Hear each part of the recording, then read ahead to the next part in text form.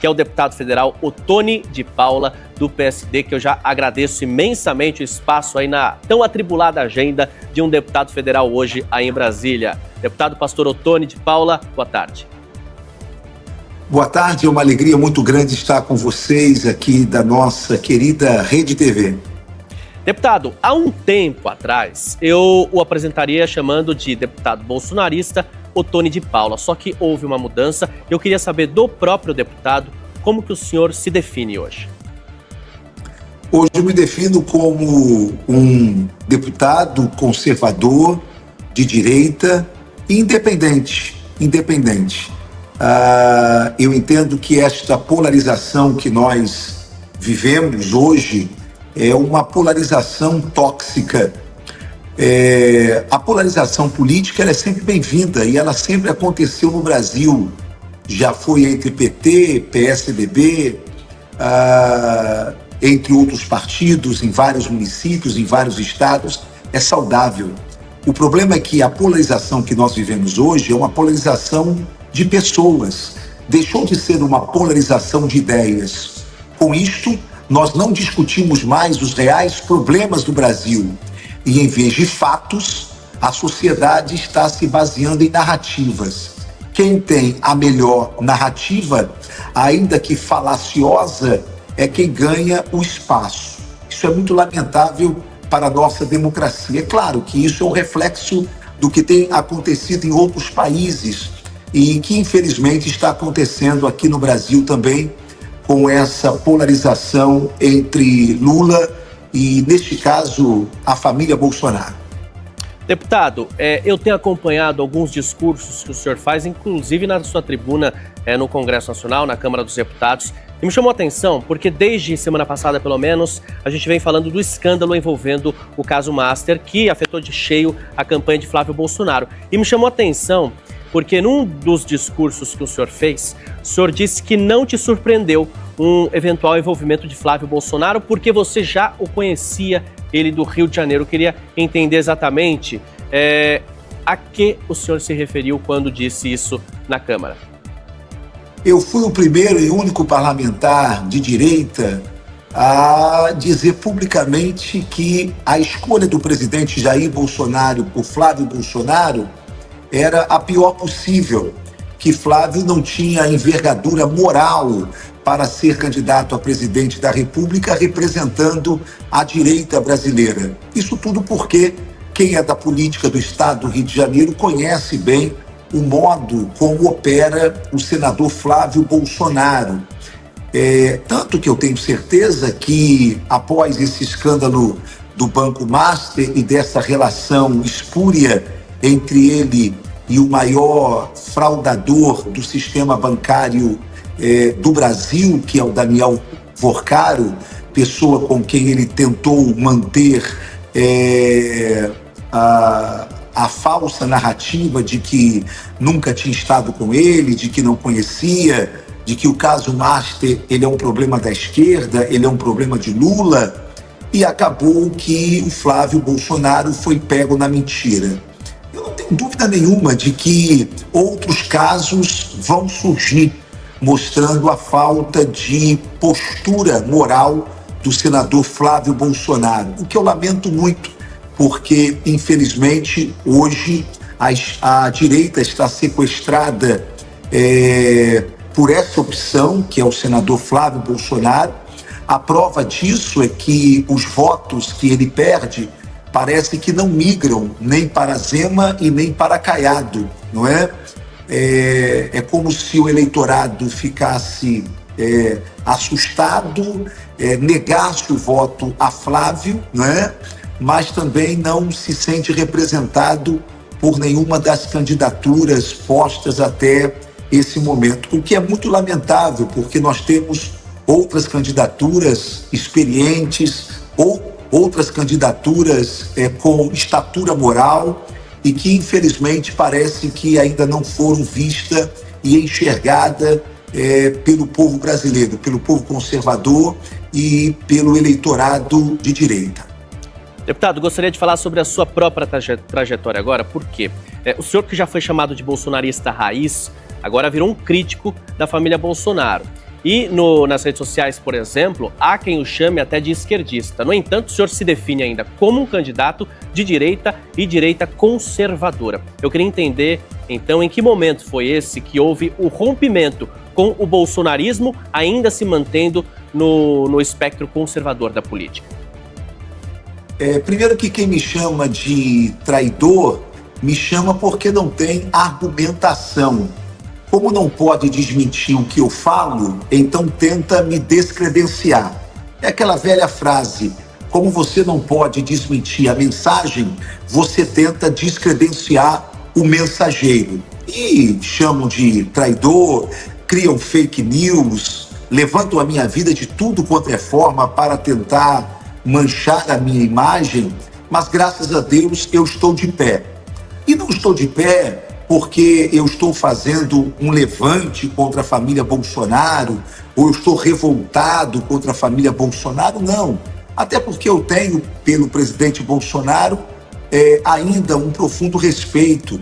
Apenas entendo que nós precisamos, de tempo em tempo, repensar as nossas trajetórias e repensar o nosso caminho. O que me fez repensar o meu caminho político, eu sou pastor há 30 anos pelas Assembleias de Deus, e nesse tempo para cá, de 2018 para cá, nós sofremos o que eu só fui enxergar lamentavelmente depois. Por isso tive a dignidade de subir na tribuna da Câmara e assumir o meu erro e pedir desculpas e dizer que eu errei, até porque não era justo nenhuma mudança eu fazer sem eu admitir que um dia eu estive do outro lado, né?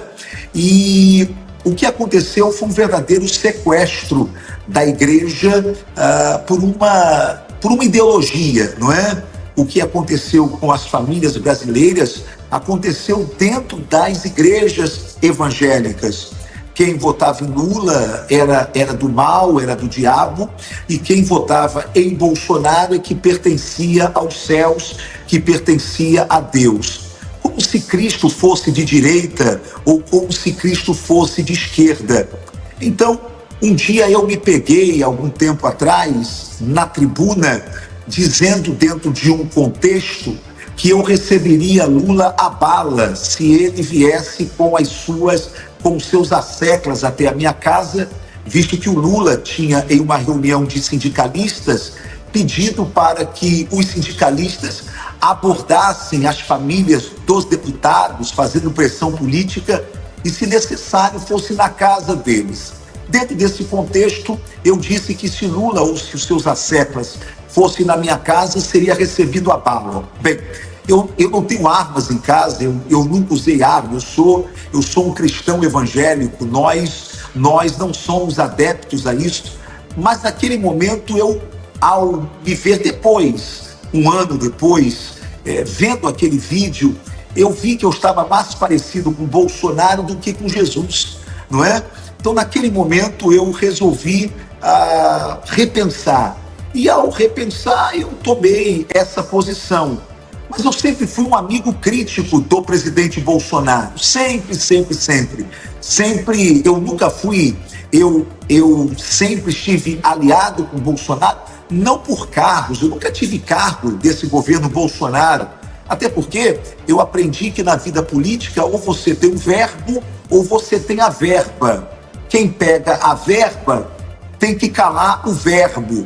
Como eu entendo que o verbo faz parte da minha vida política, eu preferi, ainda no governo Bolsonaro, abrir mão de qualquer benesse para apontar para o presidente Bolsonaro erros ali do seu governo. Então, eu sempre fui um amigo, mas um amigo que fala a verdade, não um amigo bajulador.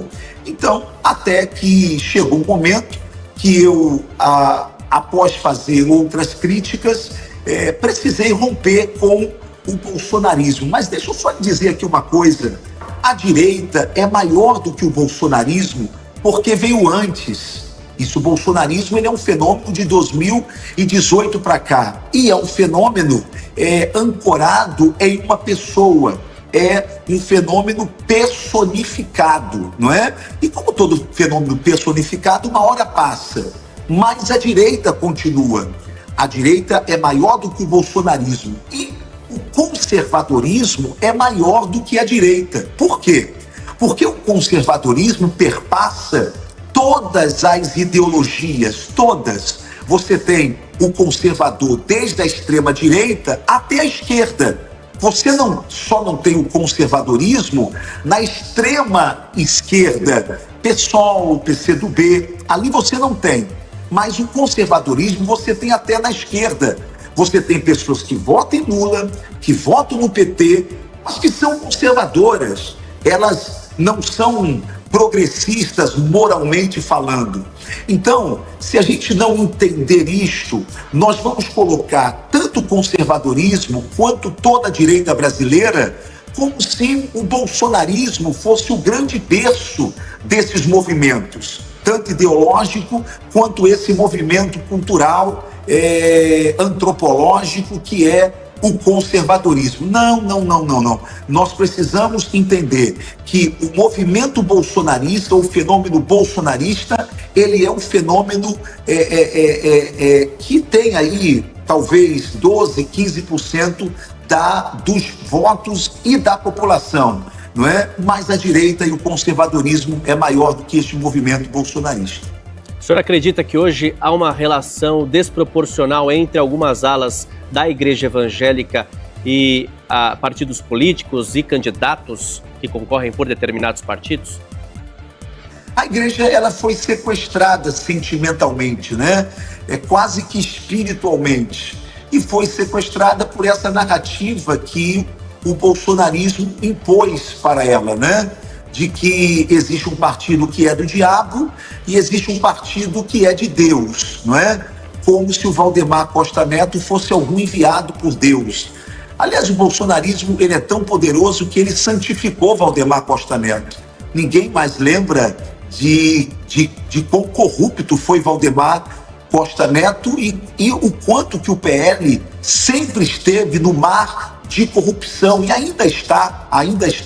Prova isso é o seu líder que foi pego agora com R$470 mil dentro do apartamento. Então, mas só que as pessoas elas são levadas hoje por uma narrativa. E como o bolsonarismo domina os algoritmos das redes sociais, é muito fácil enganar aqueles que são menos avisados, aqueles que são menos aplicados em ver os telejornais, em procurar saber de fontes fidedignas do que está acontecendo, mas só se alimenta daquilo que o próprio bolsonarismo oferece. Com a igreja, infelizmente, não é diferente. Nós temos líderes que têm interesses pessoais e particulares com o bolsonarismo, que antes estava com Lula e que antes estiveram com Serra contra Lula, hoje estão com Bolsonaro, mas antes estavam com o Geraldo Alckmin e depois... Então, são esses interesses. E aí, o que eles falam? Eles falam em nome de Deus, como se Deus tivesse dado a eles autoridade para eles falarem em nome de Deus. Está aí o Flávio Bolsonaro falando em nome de Deus. Aliás, até hoje eu não sei quem é o pastor do Flávio Bolsonaro. Eu não sei qual é a igreja que ele congrega. Eu não sei aonde que ele toma Santa Ceia, que é a nossa Eucaristia, não é? Da igreja evangélica. Eu não sei aonde que ele entrega o dízimo. Apesar de que o dízimo dele não é bom que ele entregue em nenhuma igreja para não misturar o que é podre com aquilo que é santo, né? Então, seria bom que ele realmente não entregasse nenhum dízimo na igreja, até porque dízimo é coisa séria. Então, e aí está aí o Flávio falando em nome de Deus, porque Deus enviou, porque Deus falou. E aí, quando ele usa esse linguajar, ele acaba pegando as pessoas mais simples, que acabam acreditando nessa história de Deus, pátria e família, não é? Só que é Deus, pátria e família no meu bolso. Esse escândalo do do Banco Master e dessa relação promíscua dele, está claro de que haveria lavagem de dinheiro. Claro demais. A própria produção do filme disse que o filme custou aí em torno de 69 milhões. Ora, 61 milhões chegaram nas mãos do senador Flávio Bolsonaro. Então significa que faltaria 8 milhões. Ele pediu 134 milhões. Ora, para que 134 milhões se o filme ele não foi tudo isso? Então nós estamos diante de uma clara tentativa de lavagem de dinheiro. Agora, repito, o que não me assusta, o que não me espanta vindo do senador Flávio Bolsonaro. Quem é do Rio de Janeiro conhece o modo que o senador opera. Agora, deputado Ottoni de Paula, o senhor tem um candidato, né? Inclusive o candidato Ronaldo Caiado, que é do mesmo partido do senhor. Inclusive, Caiado deve estar aqui conosco amanhã, concedendo uma entrevista também ao nosso Rede TV Notícias, segunda edição. Só que as pesquisas não mostram uma reação nem de Zema nem de Caiado, mesmo com o enfraquecimento de Flávio Bolsonaro. Eu queria uma análise sua, então, em relação à expectativa para as eleições desse ano, porque devemos, mais uma vez, ter uma disputa bastante polarizada. Sem dúvida alguma, a grande chance de um eventual segundo turno é entre Lula e Flávio. Eu não tenho dúvida nenhuma. Nem o próprio presidenciável Ronaldo Caiado desmente essa chance que o Flávio tem, não é? Nós estamos cientes da nossa realidade. Agora, conforme diz o nosso presidente, Gilberto Kassab, as eleições elas vão se decidir quando a eleição começar, que é quando o eleitorado, após a Copa, ele vai conseguir ouvir as propostas, principalmente quando a propaganda eleitoral começar. Quando ele vê o que Ronaldo Caiado fez em Goiás, qual é o problema do Brasil hoje? É segurança pública? Ronaldo Caiado resolveu isso em Goiás, que era um dos estados onde as 10 cidades que configuravam entre as principais violentas do Brasil, 10 cidades eram cidades de Goiás. Ronaldo Caiado transformou Goiás no estado mais seguro do Brasil. Qual é o nosso problema? O nosso problema é corrupção. Hoje, Goiás é o estado com a maior transparência, juntamente com o Paraná, de Ratinho Júnior, não é? Qual é o nosso problema? Educação. Hoje, Ronaldo Caiado fez Goiás estar entre os 2 principais estados em educação e em saúde pública. Portanto, Ronaldo Caiado, que já foi senador da República, deputado federal, governador por 2 vezes, tem envergadura moral e tem estofo político e tem resultados palpáveis para ser uma grande opção da direita brasileira. Eu caminho com ele, eu estou com ele, acreditando que nós vamos oferecer ao Brasil uma grande opção de quem realmente sempre foi direita brasileira. Ronaldo Caiado sempre foi oposição ao PT. Ronaldo Caiado sempre foi oposição ao presidente Lula, não é? Não é oposição de momento para esse momento e para tentar ganhar votos. Sempre teve o seu posicionamento e nunca saiu dele, sempre se manteve firme. Por isso, eu espero que lá na frente, quando a Copa do Mundo passar e quando a população realmente estiver olhando para as novas opções de direita, no caso, já que da esquerda é só o presidente Lula, possa olhar com muito carinho o nosso presidenciável Ronaldo Caiado.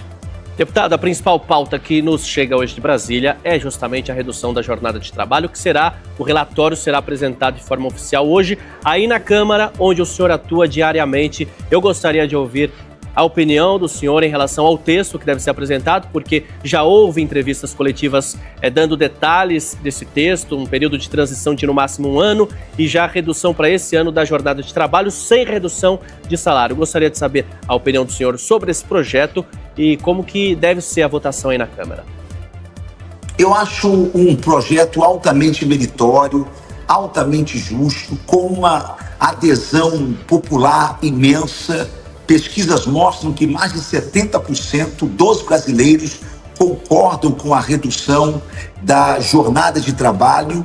Eu não tenho dúvida nenhuma de que o Congresso Nacional e principalmente a Câmara Federal, da qual eu faço parte, estará atendendo os anseios da nossa população e dos trabalhadores. É claro que nós precisamos entender que este tema, ele é um tema sensível, principalmente para o empregador. Por isso, essa transição de um ano, ela é fundamental. E por isso também, tentarmos o máximo desonerar a carga tributária sobre o empresariado também é muito importante. É um gesto que o governo estará fazendo para dar essa conquista ao nosso trabalhador brasileiro, não é? Então eu não tenho dúvida nenhuma de que vai ser um grande avanço, e quem der as costas a esse tema, como parece que a direita bolsonarista está dando as costas a esse tema, deverá pagar muito caro nas urnas, porque, na verdade, já há estudos profundos que mostram que, primeiro, que essa mudança não vai quebrar o Brasil, e segundo, que, pelo contrário, ao invés de nós termos desemprego em massa, como alguns alardeiam, né? Na verdade, nós vamos ter mais empregos ainda. E nós estudamos bem isso, eu faço parte desta comissão, eu sou membro dessa comissão, representando o meu partido, e nós nos debruçamos com muito cuidado, ouvimos todos os setores interessados, tanto o setor patronal, quanto os nossos trabalhadores, quanto o próprio Tribunal do Trabalho também. Ouvimos todos os personagens envolvidos dentro dessa temática e chegamos a essa conclusão. Estamos entregando para a Câmara Federal, para o plenário da Câmara Federal, sem dúvida alguma, um projeto bem robusto e muito bem analisado. Ele anunciou que a votação, que a apresentação do relatório de fato vai ocorrer hoje. Isso depois de uma reunião com integrantes do governo federal, inclusive ao lado dele estava o ministro Luiz Marinho. Há esse consenso de que tem quórum para se aprovar esse projeto na Câmara já? Não, eu não tenho dúvida nenhuma de que nós temos quórum para isso. Você vai ter uma outra resistência, talvez da ala bolsonarista e tal, mas quórum temos para nós aprovarmos. Recentemente, o Senado rejeitou a indicação do AGU Jorge Messias para o Supremo Tribunal Federal e o senhor, nas redes sociais, manifestou solidariedade e apreço pelo Messias. Eu queria entender a sua opinião e até a sua relação com o advogado-geral da União. Dr. Jorge Messias é um homem de um caráter ilibado, é um homem de um conhecimento jurídico invejável, não é? Preenchia todos os requisitos para ser ministro do Supremo Tribunal Federal. Se não fosse o fisiologismo do Senado Federal, os interesses do senhor senador Alcolumbre, e se não fosse também esse momento de alta polarização, aonde as narrativas prevalecem sobre os fatos e onde as mentiras prevalecem sobre as verdades, não é?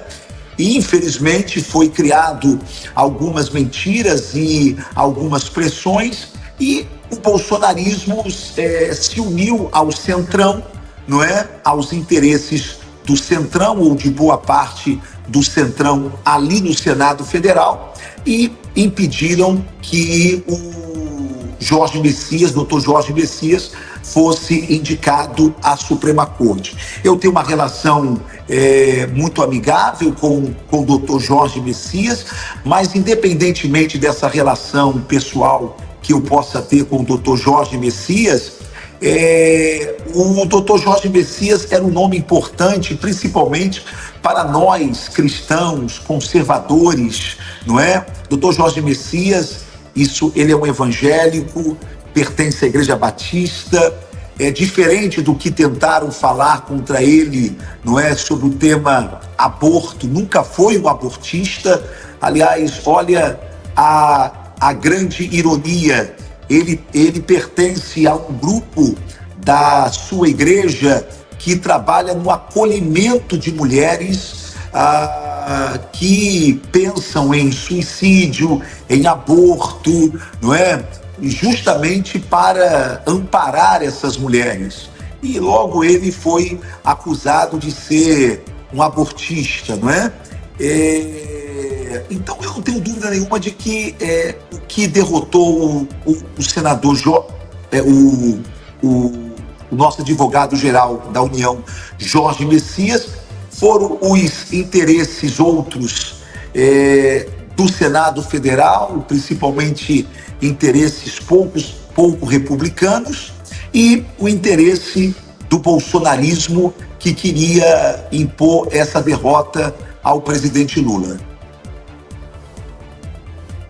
O senhor tem recebido críticas nas suas próprias redes sociais, agora um pouco menos, mas eu vejo que em publicações mais antigas havia críticas sobre o seu novo posicionamento de ser crítico a Bolsonaro. E ainda alguns te chamando de esquerdista, outros até de comunista. Recentemente o senhor esteve no Palácio do Planalto e fez uma oração pelo presidente Lula. Eu gostaria de saber como o senhor avalia esse governo que está aí no seu último ano. Eu fiz 2 orações pelo presidente Lula e não me arrependo. Eu sou um pastor e eu preciso orar. A Bíblia me manda orar pelas autoridades. E a Bíblia diz, em Romanos 13, que toda autoridade que há foi constituída por Deus. Por isso nós a respeitamos como uma autoridade constituída por Deus, não é? Só que de um tempo para cá, as pessoas passaram a entender que só quem foi constituído como autoridade por Deus foi Bolsonaro. O Lula não. O Lula, Deus perdeu o controle do Brasil, Deus cochilou, dormiu, e aí o diabo botou o Lula como presidente da República. Então, eu estive lá, repito, eu nunca votei em Lula, eu nunca votei no PT, não vou votar em Lula. Eu tenho um candidato a presidente que é o Dr. Ronaldo Caiado, que é do meu partido, não é? Mas eu não vou ficar como outros, né, fazem, xingando Lula, defamando o presidente da República, não é?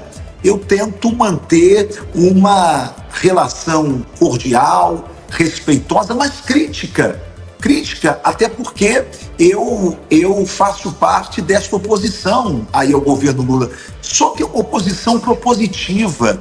Eu não sou daqueles que torcem para o avião cair porque eu não gosto do piloto.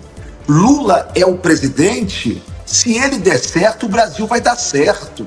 Se ele der errado, o Brasil vai dar errado. É isso que eu penso. Eu não posso torcer contra Lula só para Ronaldo Caiado ser presidente da República.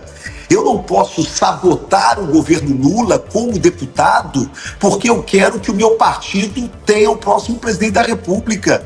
Isso seria falta de amor patriótico da minha parte. Então, vamos vencer Lula, vamos vencer na urna, vamos vencer durante o período eleitoral, vamos vencer mostrando que temos uma outra proposta para o Brasil melhor do que essa que está aí.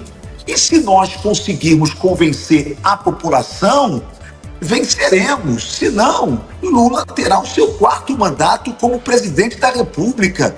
Isto é democracia.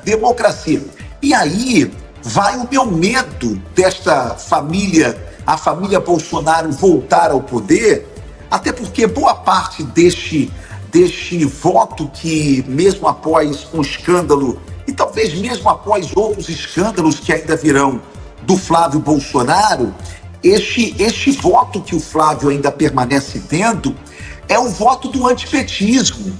É o cara que diz assim, olha, eu sei que o Flávio errou, eu sei que o Flávio é um mentiroso, eu sei que o Flávio tentou pegar dinheiro de gente errada, eu sei que o Flávio tentou lavar dinheiro, eu sei que o Flávio é cheio de esqueminha, cheio de rachadinha, tem amigo da milícia e tá, mas eu não gosto do Lula.